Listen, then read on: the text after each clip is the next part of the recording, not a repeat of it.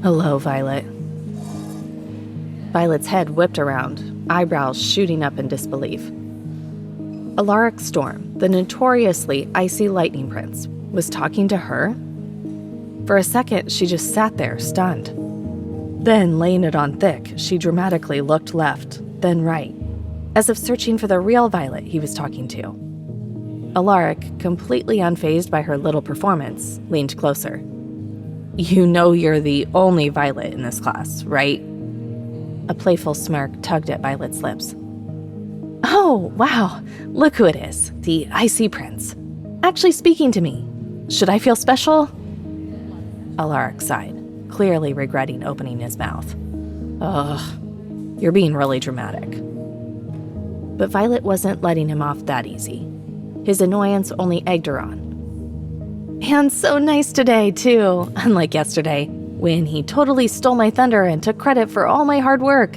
How charming! Alaric's jaw clenched. All right, enough. He instinctively reached out and grabbed her hand. The classroom went silent.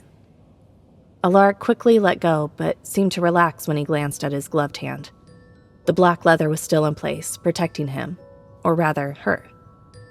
Violet caught the subtle twitch of his gloved hand before he placed it back on his lap. She didn't say a word, but the knowing look in her eyes said it all. The Icy Prince is afraid of his touch. Guess he can't control it after all. Satisfied, Violet turned back to the board, pretending to pay attention to the teacher, who was writing the day's lesson with her electronic pen. But Allaric wasn't finished. His voice softened like he was trying to make amends. Look, I know we got off on the wrong foot. I want to make things right. Violet blinked, surprised by the sudden shift. Before she could reply, he extended his hand, the black leather glove contrasting sharply with his pale skin. My name is Allaric Storm, he said formally, blue eyes fixed on hers. And you are? The sincerity in his voice threw her. What game is he playing? She wondered. The Lightning Prince doesn't do small talk, especially not with humans. Her gut screamed trap. But Violet knew how to play the game. Sometimes the best way to handle an enemy was to get close. Violet Purple, she said smoothly, shaking his hand. The instant their hands touched, a tiny spark of electricity zapped between them. Violet gasped, pulling her hand back like she'd been burned. Allaric looked just as surprised, glancing down at his gloves, his brows furrowed in thought as if questioning their effectiveness.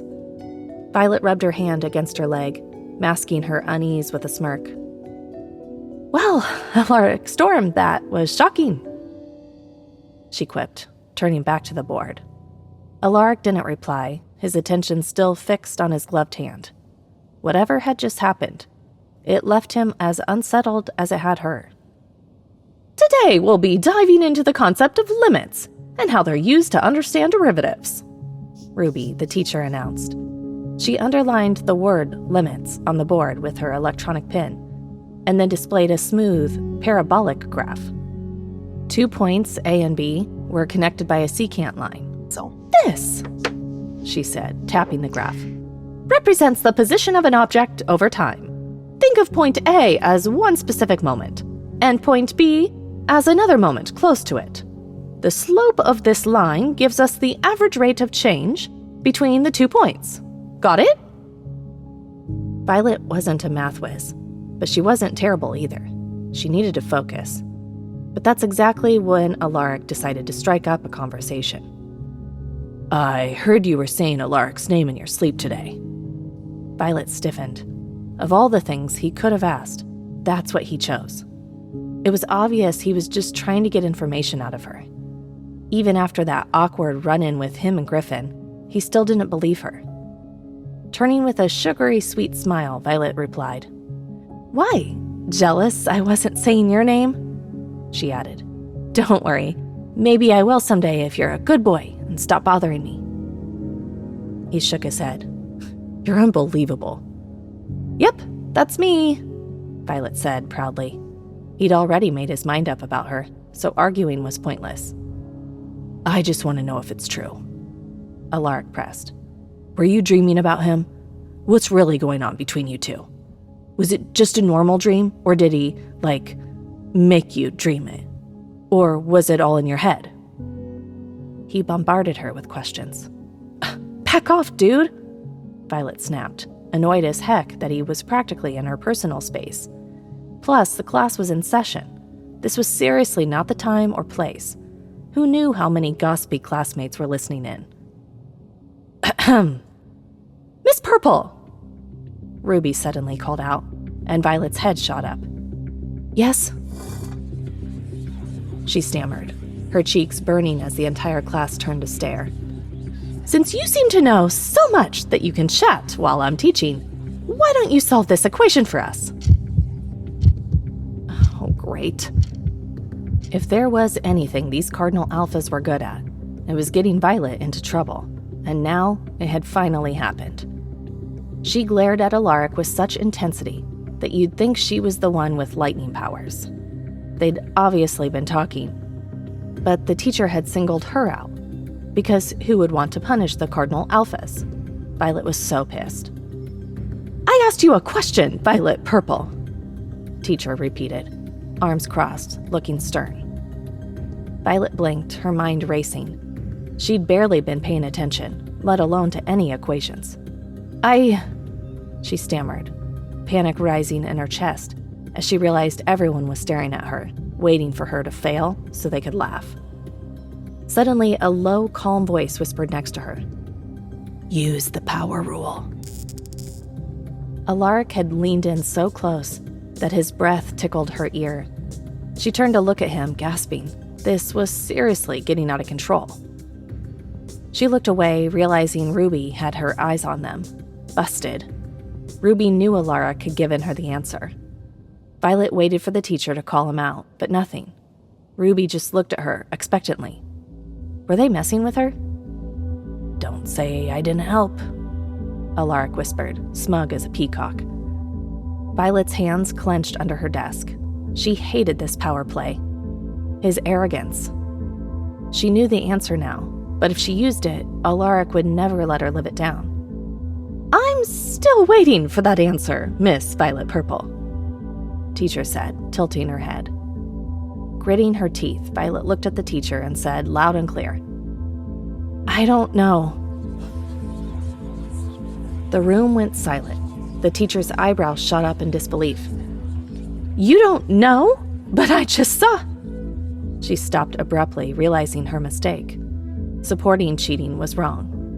Violet smirked. She had the teacher right where she wanted her. The teacher's eyes narrowed, catching Violet's smirk. Minus 20 points for Westhouse, she snapped. A wave of murmurs rippled through the classroom. Just like individual rankings, the houses at Lunaris Academy were super competitive. While students could earn personal points, house points were a team effort and way harder to get. Westhouse usually dominated, thanks to Asher's strategies and his tight control over his crew. But Asher wasn't the only smart alpha in the school. Allaric's sharp mind kept Northhouse in the running. The back and forth between the two houses was constant. One day, Westhouse was on top, the next, Northhouse had taken the lead. This rivalry created some serious bad blood, with each house determined to crush the other. Now, Violet had cost Westhouse big time. Immediately, annoyed whispers and hisses came from her housemates. Feeling their glares, Violet turned and shot daggers at Allaric, who'd painted a target on her back. When Ruby turned back to the lesson, Allaric leaned in, his voice low and disbelieving. I gave you the answer. Without looking at him, Violet hissed, I don't need your help. I can handle my problems. Allaric sat back, his usual cool demeanor replaced by something less sure. He studied her for a long moment, like he was trying to figure her out. You're too stubborn for your good. While it's admirable, it's gonna land you in hot water at Lunaris Academy, Violet Purple. Allow me to worry about that, Violet retorted, turning her attention back to the board. End of discussion. She tried to focus on the lesson, but the teacher's monotonous voice just made her more annoyed. After their little showdown, a sudden dislike for the woman blossomed, making it impossible to concentrate.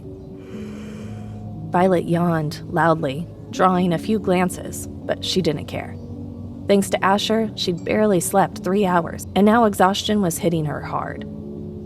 If only I could sleep, she thought longingly, her eyes glazing over as the teacher scribbled on the board.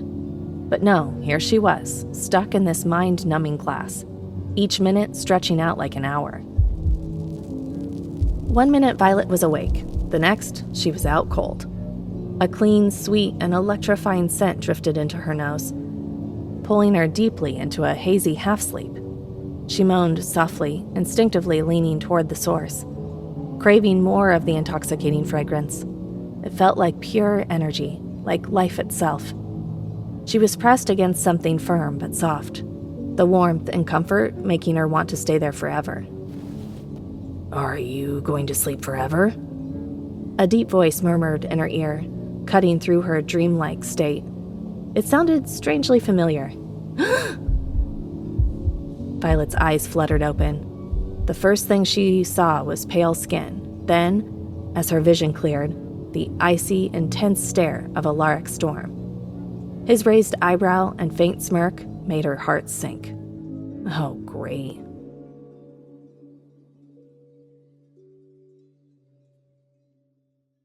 See that button on screen? That's your full story. Tap it and download the Pocket FM app now for free.